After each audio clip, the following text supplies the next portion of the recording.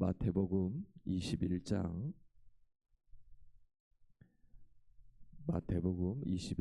12절에서 17절에 있는 말씀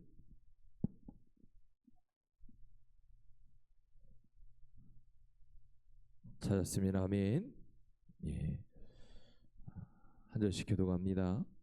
예수께서 성전에 들어가시사 성전 안에서 매매하는 모든 사람을 내쫓으시며 돈 바꾸는 사람들의 상과 비둘기 파는 사람들의 의지를 둘러 엎으시고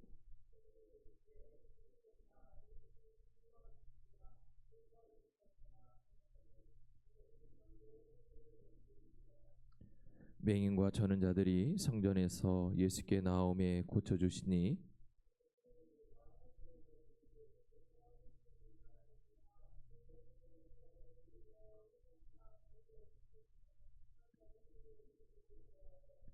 예수께서 말하되 그들이 하는 말을 듣느냐? 예수께서 이르시되 그렇다. 어린아이와 아기와 젖먹이들의 입에서 나오는 찬미를 온전하게 하셨나이다 함을 너희가 읽어본 일이 없느냐 하시고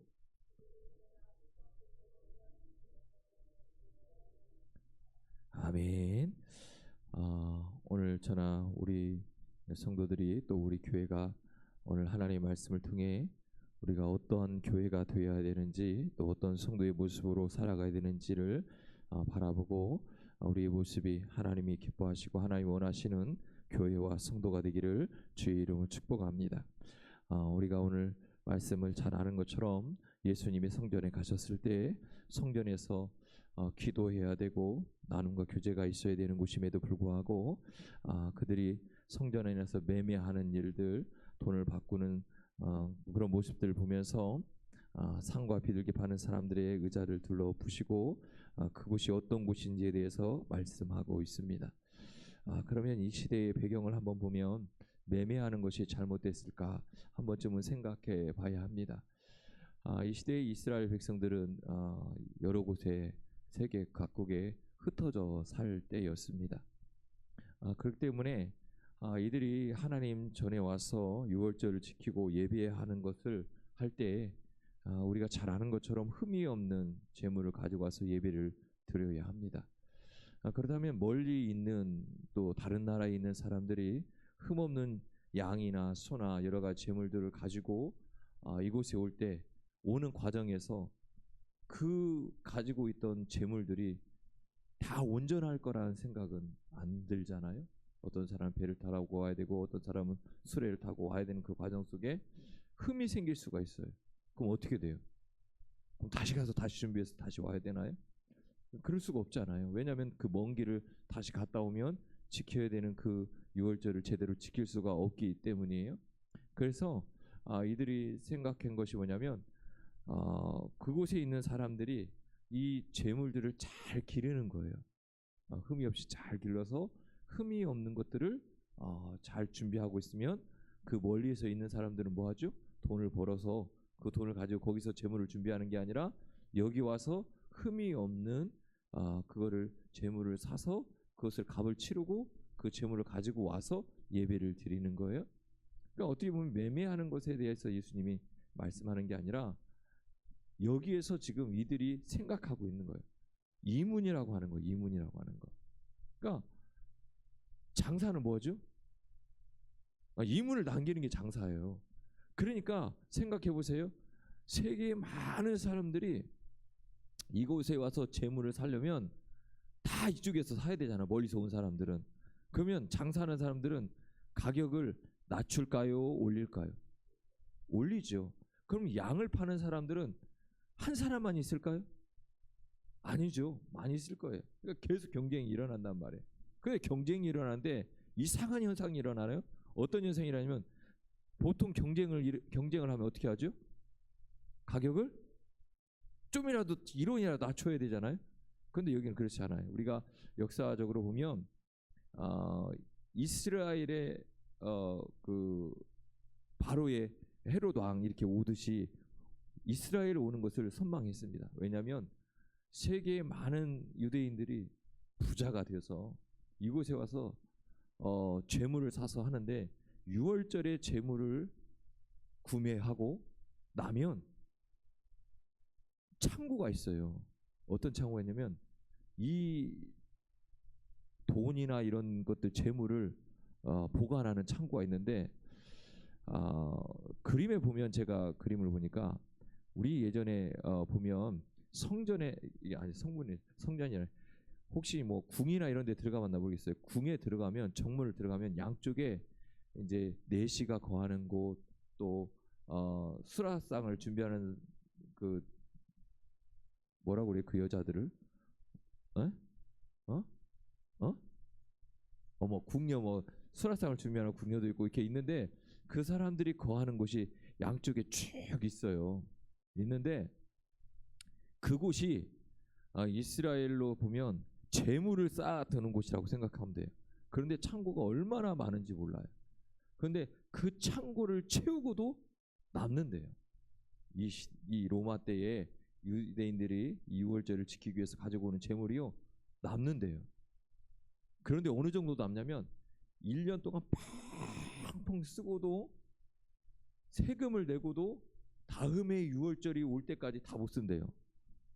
그 정도 많았다고 해요. 그래서 이 이스라엘로 오기를 원하는 사람들이 로마에 줄을 대는 사람이 그렇게 많았다는 거예요. 그러니까 그런 모습이 지금 이야기하는 거예요. 그러니까 지금 하나님을 예배하러 오는 모습이 아니라 지금 이들이 하고 있는 그 행위들이 뭐냐면 장사의 소굴로 만들었다고 하는 이런 모습들을 우리가 볼 수 있어요. 자, 보면서 우리가 이제 기억해야 될 것이 있어요. 요한계시록을 보면 아시아의 7교회가 나와요. 7교회를 향한 주님의 칭찬과 책망이 있어요. 라오디아 교회 이후 수많은 교회들이 생겼지만 주님의 평가는 칭찬이었을까? 그렇지 않을까? 이 부분을 늘 우리가 생각해야 돼요. 그러면서 우리가 라오디아 교회를 특별히 기억해야 되는 것은 그 교회는 칭찬받은 교회예요. 오늘 제목을 아시아의 8번째 교회가 되자라고 하는 이야기를 했어요. 우리 교회가 아시아의 8번째 교회가 되자고 하는 것은 라오디아 교회처럼 우리 교회가 주님한테 칭찬받는 교회가 되어야 하는 거예요. 그러니까 이 시대에 우리 교회가 8번째 칭찬받는 교회가 되어 가자는 거예요. 그러면 8번째 칭찬받는 교회, 그런 교회가 되기 위해서 우리가 어떻게 해야 되냐? 신앙생활이 여의치 않을 때도 참고 견디면서 신앙의 정결을 지켰던 교회, 또 환난과 궁핍 속에서도 영적 순결을 지켰던 교회, 이단들을 단호히 배격하고 그리스도의 순수 복음을 놓치지 않았던 교회, 그 교회에서 주시는 하나님의 생명의 면류관, 생명나무의 열매, 하나님의 성전의 기둥이 되는 축복을 우리 교회가 누리자는 거예요. 그러면 그런 교회가 되기 위해서, 그런 축복을 누리기 위해서 우리가 가져야 되고, 그런 소망을 가지고 우리가 이 제단을 섬겨야 되는데, 그러나 책망받은 교회들도 있다는 거잖아요. 그들이 어떤 교회냐면 첫사랑을 잃어버리고, 첫신앙을 잃어버리고, 그리고 그들이 열정을 잃어버리고, 영적으로 타락하고 도덕적으로 타락한 그런 교회가 분명히 있었다는 거예요. 다시 얘기하면 교회가 본질을 회복해야 되는데 자꾸 교회가 본질을 회복하지 못하는 거예요. 그래서 책망을 받았어요. 그러면 저나 우리 성도들이 뭐 해야 될까? 우리가 칭찬받는 교회, 축복받는 교회가 되기 위해서 생명의 멸류관, 생명나무의 열매, 하나님의 성전의 기둥이 되는 축복을 누리기 위해서 우리가 해야 될 건 우리 안에 있는 본질을, 교회가 회복해야 되는 그 본질을 회복하는 게 중요한 거예요. 그럼 교회가 어떤 곳이냐라는 것을 우리가 알아야 되죠. 교회는 하나님과 소통하는 곳입니다. 그러니까 예배를 드림으로 하나님과의 관계를 회복하는 거예요. 이 교회에서 우리가 예배를 왜 드리냐는 것을 대한 본질을 얘기하는 거예요. 그러니까 오늘 이 교회에서 우리가 예배하는 이유는 하나님과 소통하기 위해서요. 그 얘기는 뭐냐면 하나님과의 관계가 회복하기 위해서 우리가 예배를 드리는 거예요.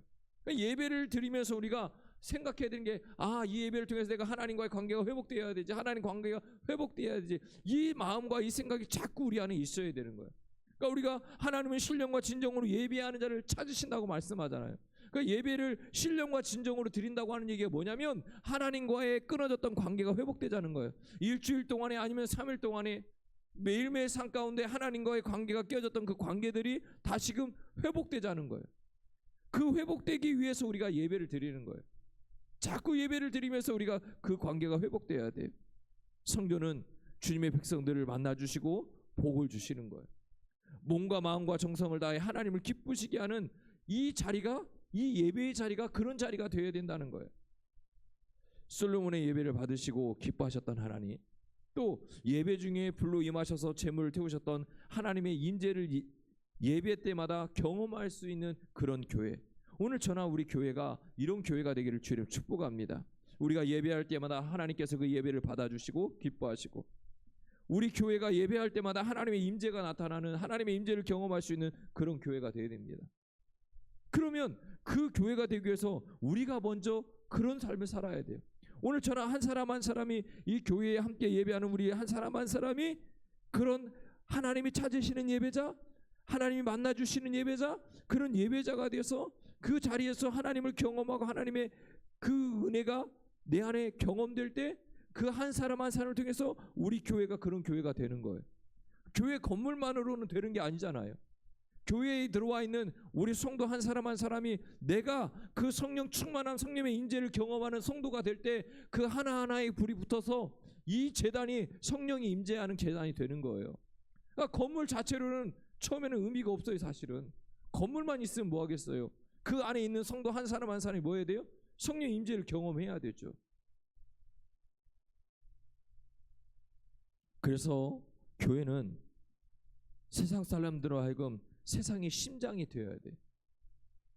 그렇기 위해서 우리가 늘 이 교회를 통해서, 이 예배를 통해서 하나님과의 관계가 회복될 수 있기를 주님 축복합니다. 이 관계가 회복되어야만이 우리의 삶에, 우리 교회가 정말 그리스도의 심장으로서의 역할을 감당할 수 있고 이 지역과 나라와 민족을 섬길 수 있는 교회가 될 수 있는 거예요.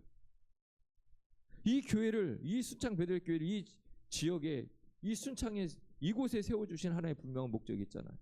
근데 그 목적을 이루어가기 위해서 우리 한 사람 한 사람을 또 이 제단에 보내주신 거잖아요. 그래서 오늘 한 사람 한 사람, 우리 한 사람 한 사람이 이 성령의 임재를 경험하고 예배할 때마다 하나님을 경험함으로 말미암아 우리가 그런 사람이 될 때 우리 교회를 통해서 그렇게 사용되는 거예요. 그럴 때 비로소 우리가 아시아의 8번째 교회, 칭찬받는 교회, 축복받는 교회가 될 수 있다는 겁니다. 두 번째는 주님은 뭐라고 말씀하냐면 내 집은 만민이 기도하는 집이다라고 말씀해요. 내 집에서 기도하면 가뭄도 멈추고 전염병도 막아주시겠다고 약속해요.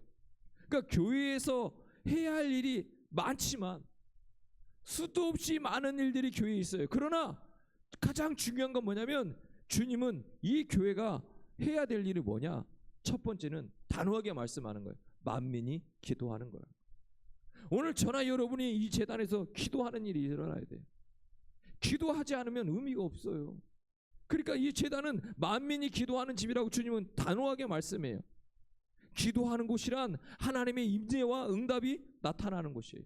그래서 오늘 이곳에서 우리가 기도하고 또 기도하면서 그 기도를 통해 하나님이 임재가 내 안에 임하고 그 임재에서 끝나는 것이 아니라 그 임재하심을 통하여 내가 기도할 때마다 주님이 주시는 하나님의 응답이 내 안에 일어나야 되는 거예요. 한국 교회의 대표적인 게 기도잖아요. 기도. 세계에서 가장 부러워하는 한국 교회는 기도예요. 기도. 그 얘기는 뭐냐면 한국 교회는 기도하는데 그냥 하는 게 아니에요. 집중력이 있다는 거예요. 그래서 세계 교회들마다 한국 교회를 부러워했던 이유가 뭐냐면 기도예요. 그런데 이 시대를 한번 보세요. 기도가 사라졌어요. 기도가 사라졌단 말이에요.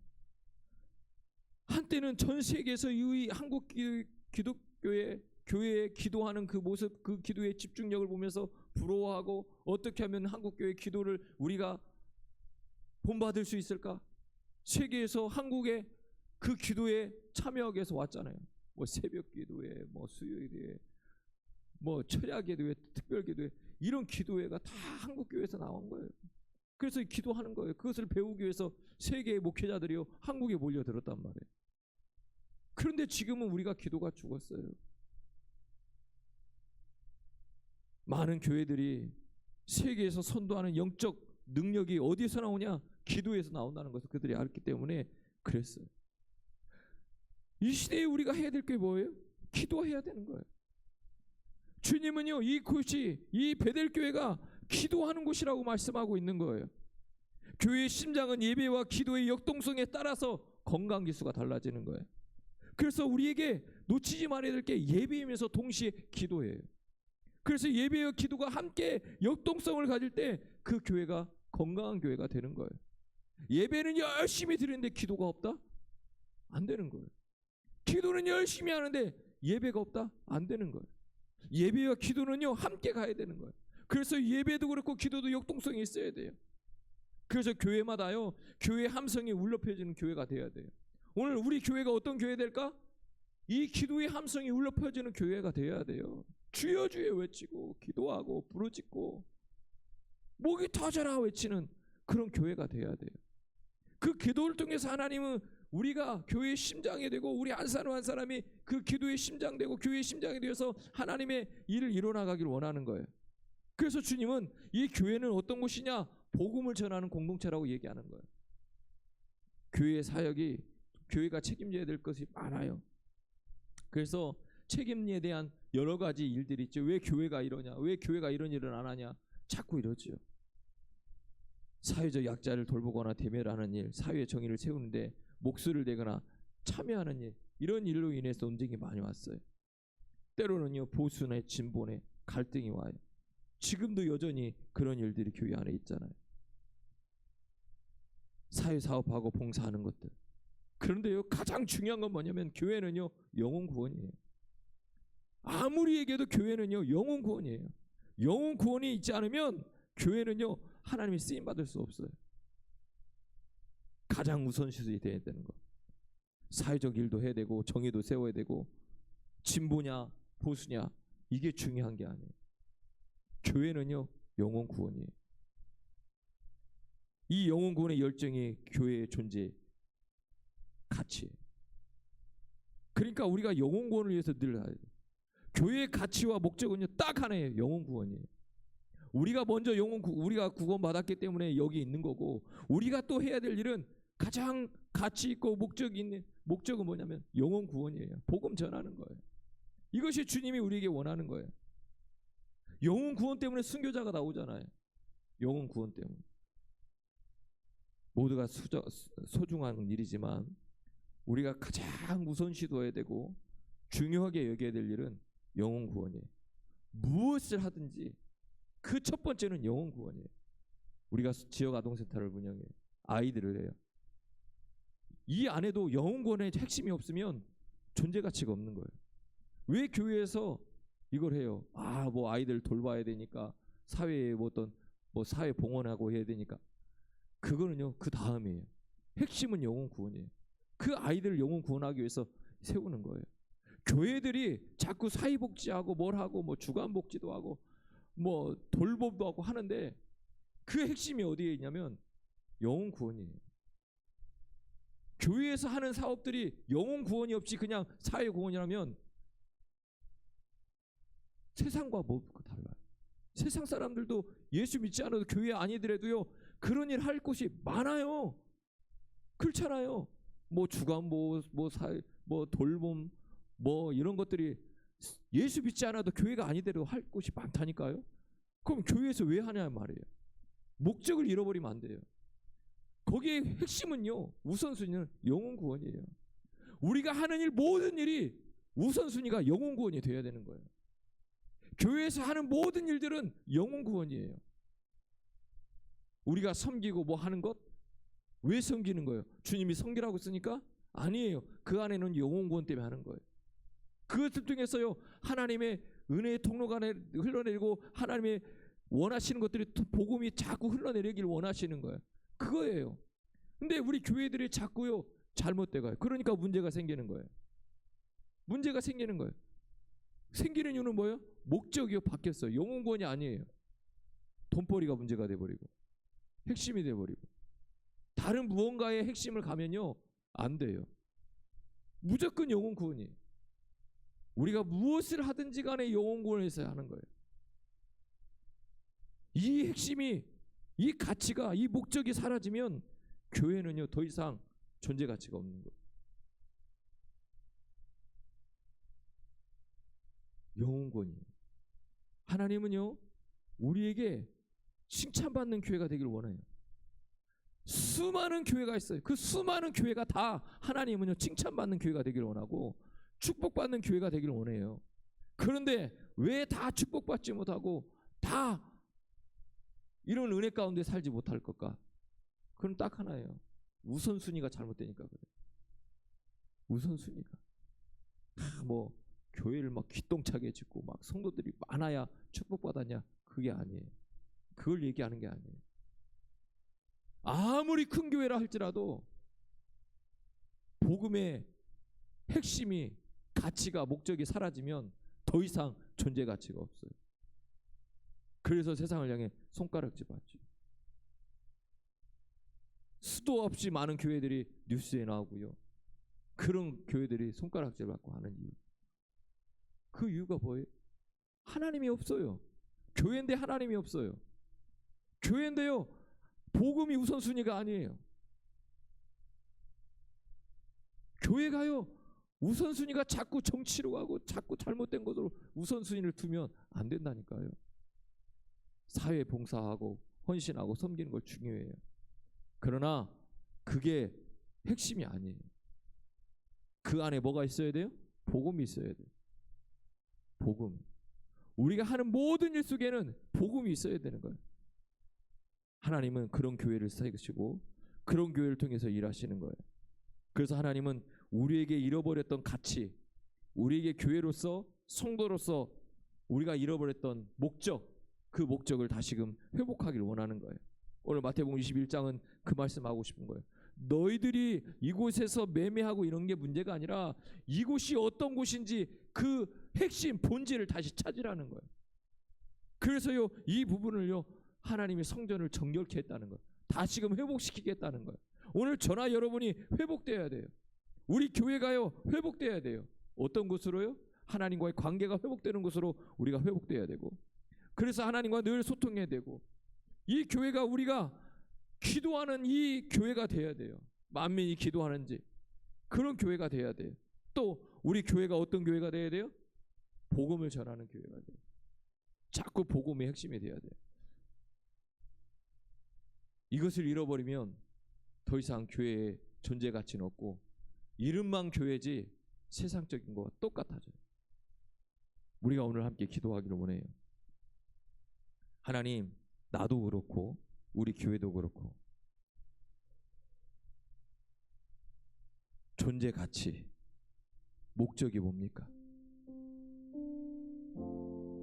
우리가 하나님과의 관계가 회복돼야 되고 우리가 이 섬기는 이 교회가 기도하는 집이 되어야 됩니다. 그래서 기도의 함성이 울려 퍼지는 교회가 되어야 됩니다.